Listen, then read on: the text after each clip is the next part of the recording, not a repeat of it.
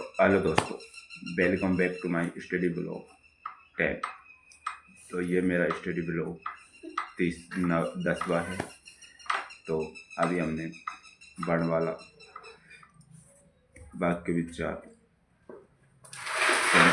संधि विच्छेद समास को कंप्लीट कर लिया है। समास में हमने 6 समासों को कंप्लीट किया है। 6 समासों को कंप्लीट किया है। उदम मत करे, अब बेहतर तरफ तो जाए, जिसमें हमने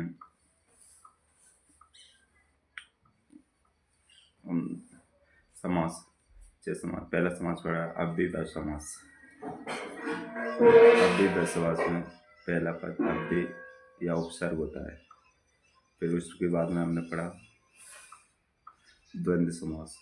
द्वंद्व समास में विलोम या विलोम शब्द होते हैं।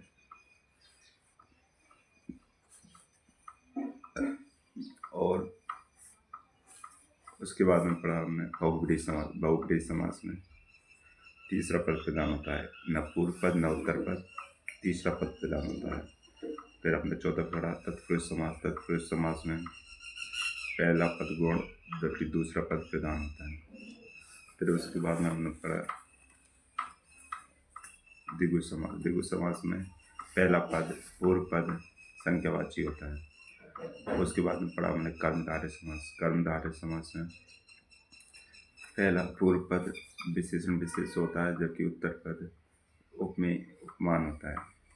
और हमने संधि विच्छेद में पढ़ा स्वर संधि में हमने पहली संधि पढ़ी दीर्घ संधि। दीर्घ संधि में ए या आ प्लस ए या आ के बाद में आ होता है, और ई या ई प्लस ई या ई के बाद में ई होता है बड़ा वाला ई। ऊ प्लस ऊ और ऊ या ऊ के बाद में बड़ा वाला ऊ होता है। ए या ए बड़ा वाला ए होता है।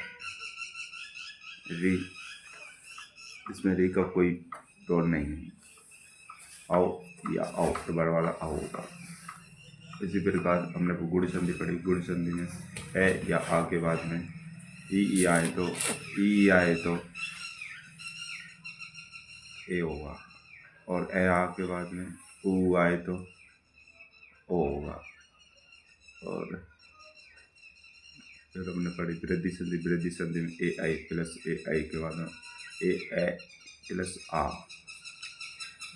ए या आ के बाद में ए आए तो बड़ा वाला ए होगा,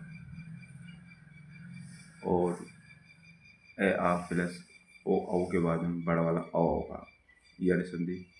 यह संधि में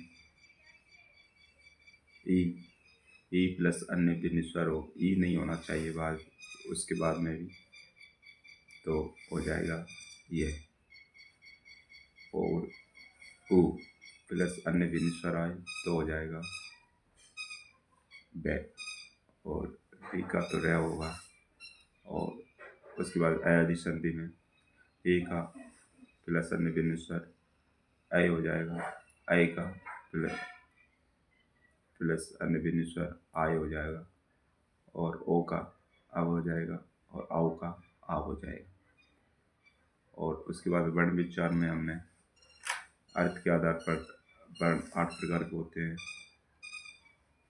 और हमने से सार्थकता, योग्यता, आसक्ति, पदक्रम, अन्वय, समर्थता आदि के आधार पर भी वर्णों को जाना। और वर्ण विचार में हमने स्वरों को जाना। स्वर वह होते हैं जिसको और हम नहीं तोड़ सकते। स्वर और व्यंजन। स्वर में हमने अश्व स्वर पढ़े, दीर्घ स्वर, अश्व स्वर पढ़े। उसमें अश्व